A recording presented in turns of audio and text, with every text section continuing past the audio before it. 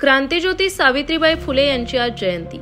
महाराष्ट्राच्या सामाजिक सुधारणा चळवळीतील एक महत्त्वाची व्यक्ती म्हणून सावित्रीबाई फुले ओळखल्या जातात। सावित्रीबाईंच्या जन्मदिनाला बालिका दिन किंवा महिला मुक्ती दिन म्हणून देखील साजरा करण्यात येतो। देशभरात 3 जानेवारी रोजी सावित्रीबाई फुले यांची जयंती साजरी केली जाते।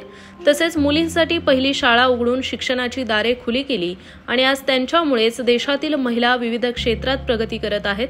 त्यांचा जन्म 3 जानेवारी 1831 रोजी सातारा जिल्ह्यातील नायगाव या छोट्या गावात झाला।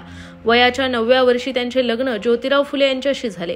ज्योतिराव फुले यांनी सावित्रीबाईंना शिक्षित केले। त्यानंतर 1848 साली त्यांनी पुण्यात मुलींची पहिली शाळा उघडून स्त्री शिक्षणाची मुहूर्तमेढ रोवली। पण मुलींना शिकवण्याचे धाडस करायला कुणी शिक्षक पुढे येईना। तेव्हा सावित्रीबाई शाळेत जाऊन मुलींना शिकू लागल्या।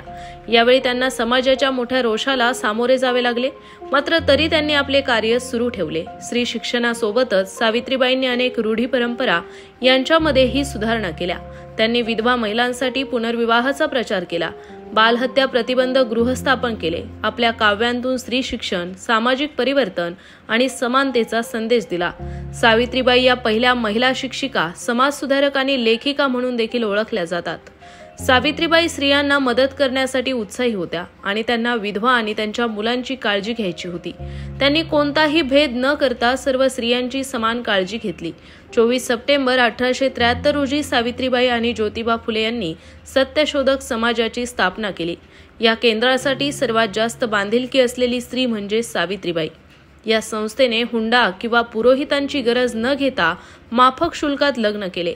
कार्यकर्ते सीताराम जबाजी अल्हाट आणि त्यांच्या पत्नी बाजूबाई निंबरकर यांची कन्या राधा हिचा पहिला सत्यशोधक विवाह झाला। सावित्रीबाईंनी या महत्त्वाच्या कार्यक्रमाचा प्रत्येक खर्च सांभाळून घेतला। असे अनेक महान कार्य सावित्रीबाई फुलेंनी केले आहे।